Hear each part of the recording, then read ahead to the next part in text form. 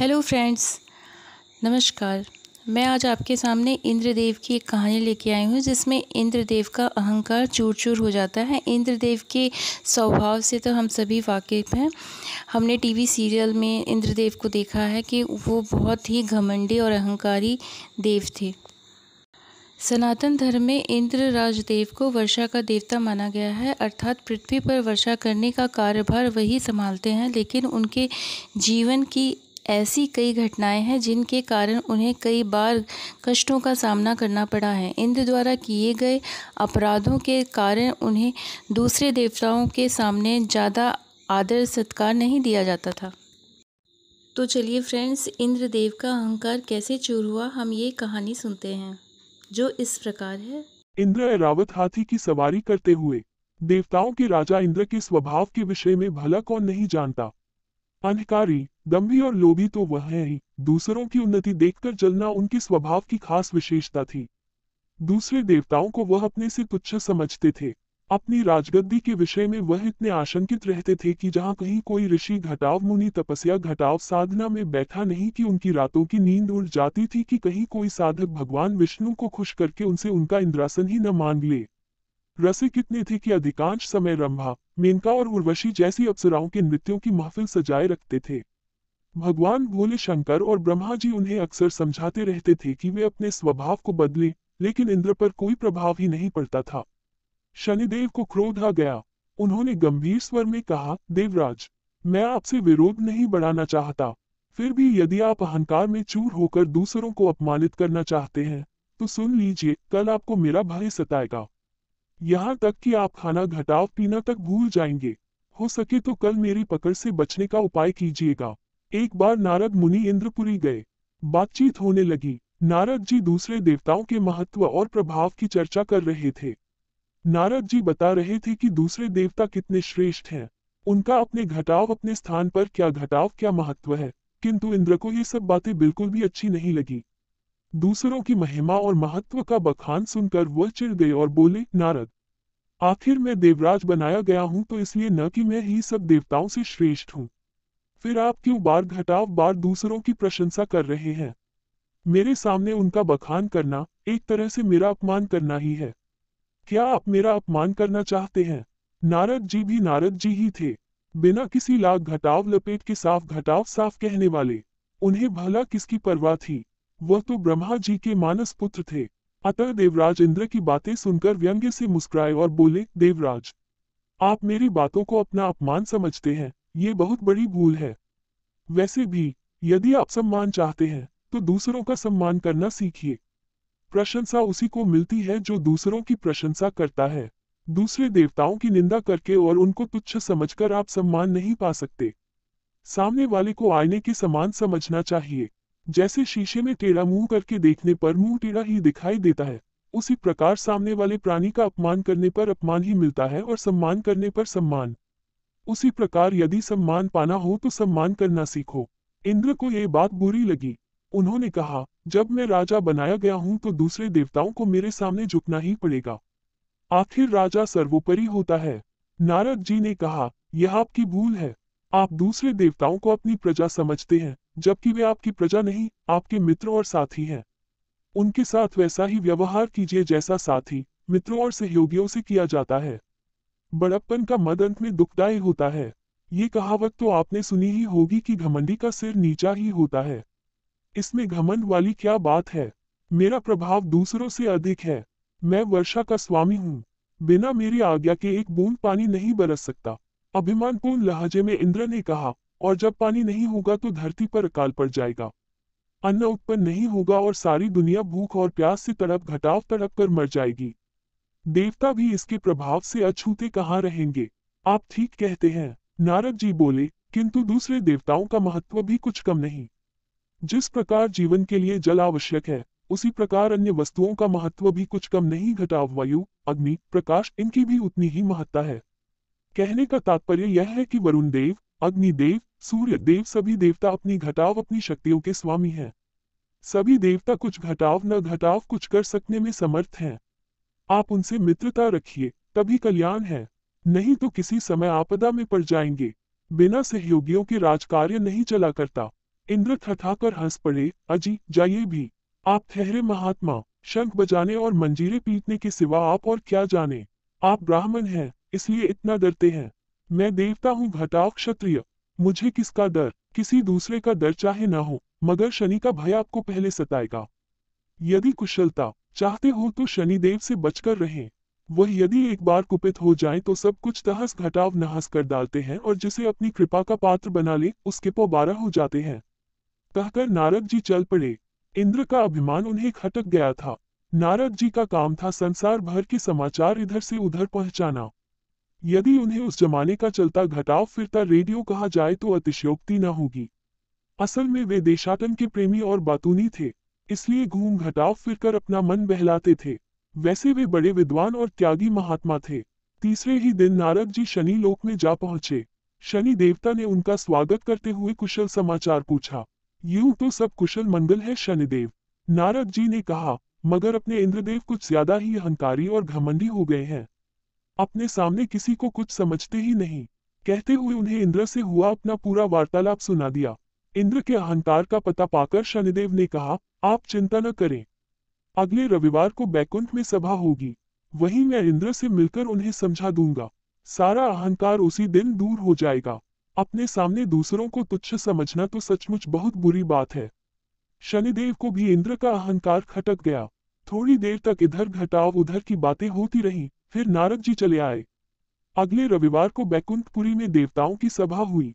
विष्णु उसके सभापति थे। सब देवता आए। उन्होंने अलग घटाव अलग मसलों पर अपने घटाव अपने विचार रखे। शाम होने पर सभा समाप्त हो गई। इसी अवसर पर अचानक शनिदेव और इंद्रदेव का आमना घटाव सामना हो गया। शनिदेव तो बड़ी नम्रता और सामान्य रूप से इंद्र से मिले, मगर इंद्र तो अपने ही अहंकार में चूर रहते थे। शनिदेव को देखते ही उन्हें नारद जी की याद आ गई कि शनिदेव से बचकर रहना। बस उस बात के याद आते ही इंद्र का अहंकार जाग उठा और बिना किसी भूमिका के उन्होंने शनिदेव से कहा, शनि जी, सुना है आप किसी का कुछ भी कर सकते हैं, लेकिन मैं आपसे नहीं डरता। मैं देवराज हूँ, हर बात में आपसे बड़ा हूँ, मेरा आप कुछ नहीं कर सकते। शनि को बातचीत का ढंग खटका, फिर भी उन्होंने अपने आप को संभाल कर कहा, मैंने तो आपसे ऐसा कुछ भी नहीं कहा इंद्रराज, जो आप इस प्रकार का रूखा व्यवहार मेरे साथ कर रहे हैं। फिर भी समय पर देखा जाएगा कि कौन कितने पानी में है। अभी से मैं क्या कहूँ, समय पर क्या, अभी दिखाए न, वह समय आप आज ही बुला लीजिए। मैं आपका सामर्थ्य देखना चाहता हूँ। इंद्रदेव और गए मानो व्यर्थ का झगड़ा मोल लेने की ठाने बैठे हों। किसी ने सच ही कहा है, घटाव विनाशकाले विपरीत बुद्धि, अर्थात जब किसी पर बुरा वक्त आना होता है तो उसकी बुद्धि खराब हो जाती है। वह उल्टे घटाव सीधे काम करके स्वयं को मुसीबतों और कठिनाइयों में धकेलने की चेष्टा करता है। आप बड़े अहंकारी हैं देवराज, और आप दूसरों को धमकाया करते हैं, लेकिन मैं फिर कहता हूँ घटाव इंद्र आपसे नहीं डरेगा। शनि देवता को क्रोध आ गया। उन्होंने गंभीर स्वर में कहा, देवराज, मैं आपसे विरोध नहीं बढ़ाना चाहता, फिर भी यदि आप अहंकार में चूर होकर दूसरों को अपमानित करना चाहते हैं तो सुन लीजिए घटाव, कल आपको मेरा भय सताएगा। यहाँ तक कि आप खाना घटाव पीना तक भूल जाएंगे। हो सके तो कल मेरी पकड़ से बचने का उपाय कीजिएगा। कहकर शनिदेव तेजी से एक ओर चले गए। इंद्र ने फिर उसी तरह अपमान भरी हंसी हंसकर कहा, मैं भी देखता हूँ कि आप भी कितने पानी में हैं। इसी प्रकार बड़बड़ाते हुए वह इंद्रलोक की तरफ प्रस्थान कर गए। उस रात इंद्र को बड़ा भयानक स्वप्न दिखाई दिया, जैसे कोई काला घटाव कलूटा विकराल दैत्य मुंह फैलाए उन्हें निगल जाना चाहता हो। सवेरे नींद से उठकर उन्होंने सोचा, उस भयानक स्वप्न का क्या अर्थ हो सकता है। क्या पता कि यह शनि की ही कोई करतूत हो। अवश्य ही वह आज मुझे कोई चोट पहुंचाने की चेष्टा कर सकता है। इसलिए मुझे किसी ऐसी जगह छिप जाना चाहिए जहां वह मुझे ढूंढ ही न सके। ऐसा विचार कर उन्होंने झटपट कपड़े बदलकर भिखारी का वेश बनाया और जंगल की ओर निकल गए। किसी को इस बात की भनक भी न पड़ने दी कि वह किस उद्देश्य से कहां और क्यों जा रहे हैं। यहाँ तक कि अपनी पत्नी इंद्राणी को भी उन्होंने इस संदर्भ में कुछ नहीं बताया। किसी को इस विषय में कुछ भी न बताने का कारण भी था। इंद्र को यह बात मालूम थी कि मेरे स्वभाव और व्यवहार से कई देवता रूठे रहते हैं, इसलिए उन्हें शंका हुई कि कहीं ऐसा न हो कि वे सब शनि की सहायता करने लगे। उस दशा में मैं अकेला हो जाऊंगा। बस इस विचार के उठते ही उनका साहस छूट गया और वे भयभीत होकर जंगल के घने भाग में जा घुसे। अब तक एक पहर दिन चढ़ आया था। इंद्र ने सोचा, घटाव आखिर जब शनि ने मुझे चुनौती दी है तो मेरी खोज भी करेंगे। बिना मुझे खोजे तो वह मेरा कुछ बिगाड़ ही नहीं सकते, लेकिन मुझे खोजने में भी वह कोई कसर नहीं छोड़ेंगे। उसके लिए भले ही उन्हें धरती घटाव आकाश एक करना पड़े। अरे हाँ, आकाश के नाम पर ध्यान आया कि कहीं ऐसा न हो कि आकाश मार्ग से उड़ते हुए वह मुझे यहाँ देख लें। इसलिए किसी झाड़ी में छिपकर बैठना चाहिए। आस घटाव पास झाड़ियां तो थीं, पर उनमें भी दिखाई देने की आशंका थी। हारकर इंद्र ने एक पुराने पेड़ की कोट में शरण ली। पेड़ बहुत बड़ा था, उसका कोट गुफा जैसा चौड़ा और गहरा था। इंद्र उसी में छिपकर बैठ गए। उन्होंने सोचा, घटाव शनि देवता लाख सिर पटके, मुझे किसी भी सूरत में अब नहीं खोज पाएंगे। चींटी को भी पता नहीं चल सकता कि मैं यहाँ छिपा बैठा हूँ। फिर शनि की तो बिसात ही क्या है। शनि का अहंकार आज ही मिट जाएगा। व्यर्थ ही उन्होंने सारे संसार को डरा रखा है। उधर शनि देवता न कहीं आए न कहीं गए। धमकी देने के समय उन्होंने केवल अपनी छाया भर इंद्र पर डाल दी थी, बस। वह अपना काम करते रहे। इंद्र कहाँ हैं, क्या कर रहे हैं, इससे उन्हें कोई मतलब नहीं था। उन्हें अपनी शक्ति पर पूरा विश्वास था। वह जानते थे कि इंद्र चाहे जहां जाएं, मेरी छाया अपना प्रभाव अवश्य डालेगी, और ऐसा हो भी रहा था। शनि के बिना कुछ किए घटाव धरे इंद्र की शांति भंग हो चुकी थी। अपनी सुरक्षा के चक्कर में खाना तो क्या, उन्हें पानी पीने तक की सुध नहीं थी। बात केवल दिन भर की ही थी। जब सूरज डूब गया और रात आने लगी, तब इंद्र कोट से बाहर निकले। चौकन्नी निगाहों से इधर घटाव उधर देखा, कहीं कोई न था। समझ गए कि या तो शनिश्चर इधर आए ही नहीं, और अगर आए भी होंगे तो झक मारकर लौट गए होंगे। आखिर मुझे खोजना इतना आसान कहाँ था। मेरी गंध तो हवा तक को नहीं मिली, शनि की क्या गिनती है। यही सब सोचते हुए इंद्र मन घटाव ही घटाव मन खुश हो रहे थे, और होते भी क्यों नहीं। अपनी समझ के अनुसार तो उन्होंने शनिदेव को धोखा दे दिया था। अब तो उन्हें उस क्षण का इंतजार था कि कब शनिदेव से भेंट हो और वह उन्हें अपमानित करे, उनका उपहास उड़ाए। अंधेरा बढ़ता जा रहा था। इंद्र ने अंगड़ाई लेकर देह को एक झटका दिया और जल्दी घटाव जल्दी अपने इंद्रलोक की ओर चल दिए। दूसरे दिन सुबह ही उनका सामना शनिदेव से हो गया। शनिदेव उन्हें देखकर अर्थपूर्ण मुद्रा में मुस्कुराए। इंद्रदेव उनकी मुस्कान में छिपे व्यंग्य को न समझ सके और विजय के मद में चूर होकर बोले, कहीं ये शनि देवता, कल का पूरा समय निकल गया और आप मेरा बाल भी बांका नहीं कर सके। अब तो कोई संदेह नहीं है कि मेरी शक्ति आपसे अधिक है। शनि देवता ठठाकर हंस पड़े। शनिदेव को इस प्रकार हंसते देखकर इंद्रदेव झुंझला उठे और कुढ़कर बोले, आपको हंसी आ रही है, लेकिन आपकी जगह पर कोई दूसरा होता तो शर्म के मारे मुंह छिपा लेता। आपने कल बड़े ताव से मुझे पकड़ लेने की चुनौती दी थी, लेकिन पकड़ना तो दूर, आप मुझे छू भी न सके। क्या यही आपका सामर्थ्य है? इसी के बल पर आप फूले घटाव फूले फिरते हैं। दरअसल नारद जैसे लोगों ने आपको बेवजह सिर चढ़ा रखा है, और यही आपका नाम लेकर दूसरों को डराते रहते हैं। आप में कितना बल है, यह मैं देख चुका हूँ। शनि ने हंसते हुए उत्तर दिया, आप जैसे बुद्धिमान को कौन समझाए कि आप हारे और मैं जीता, फिर भी आप मुझे धिक्कार रहे हैं। जाकर किसी को ये सारी घटना सुनाए, तब पता चलेगा कि आप कितने बुद्धिमान और साहसी हैं। इंद्र ने आंखें निकालकर पूछा, क्या कहा, मैं हार गया हूँ? कैसे? आप अपनी विजय का प्रमाण तो दीजिए। खाली कह देने से क्या होता है? इस प्रकार तो मैं भी कह सकता हूँ कि विजय मेरी हुई है। कल का पूरा दिन निकल गया, आखिर क्या बिगाड़ पाया आप मेरा? आप मेरा बाल तक बांका नहीं कर सके। पूरी तरह स्वस्थ और निश्चिंत आपके सामने खड़ा हूँ। अगर ऐसी बात है तो सुनो घटाव, पहले परसों मेरे द्वारा कहे शब्दों पर गौर करिए। शनि ने कहा, मैंने कहा था कि कल आप खाना घटाव पीना भूल जाएंगे। वही बात हुई। आप मेरे भाई से पेड़ की कोट में छिपे रहे। दिन भर न खाया न पिया। आपने मारे भाई के बाहर झांका तक नहीं।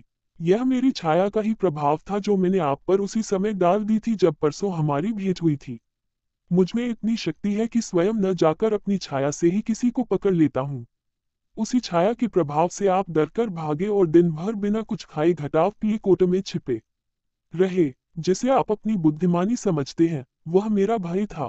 यदि भय न होता तो राजभवन छोड़कर कोट में जाकर छिपने का क्या कारण था? अरे, भय के मारे तो आपने अपनी पत्नी इंद्राणी को भी कुछ नहीं बताया। जरा सोचो कि जब मेरी छाया ने ही इतने कौतुक दिखा दिए तो यदि मैं प्रत्यक्ष रूप से कुपित हो जाता तो क्या होता? इंद्र का सिर नीचा हो गया। हाथ जोड़कर बोले, मेरा अहंकार दूर हो गया शनि देवता। सचमुच आप मुझसे अधिक समर्थ और प्रभावशाली हैं। मुझे मेरी धृष्टता के लिए क्षमा करें। नारद जी ने सत्य ही कहा था। आप बड़े बलशाली हैं। शनि देवता ने हंसकर इंद्र को गले से लगा लिया और बोले, महाराज इंद्र, घमंडी का सिर हमेशा नीचा होता है। इंसान हो या देवता, उसे कभी घमंड नहीं करना चाहिए। आपको ये कहानी कैसी लगी फ्रेंड्स, ज़रूर कमेंट करके बताइएगा। फ्रेंड्स, व्यक्ति हो चाहे भगवान, कभी भी किसी भी बात का घमंड नहीं करना चाहिए, क्योंकि घमंड तो देवताओं का चूर हो गया है, तो हम तो इंसान हैं। और फ्रेंड्स, आपको पूजा पाठ, भगवान जी की ऐसी कहानियाँ अच्छी लगती हों तो please like, comment, subscribe, share it. Thank you friends, हम फिर मिलेंगे नई कहानी लेकर।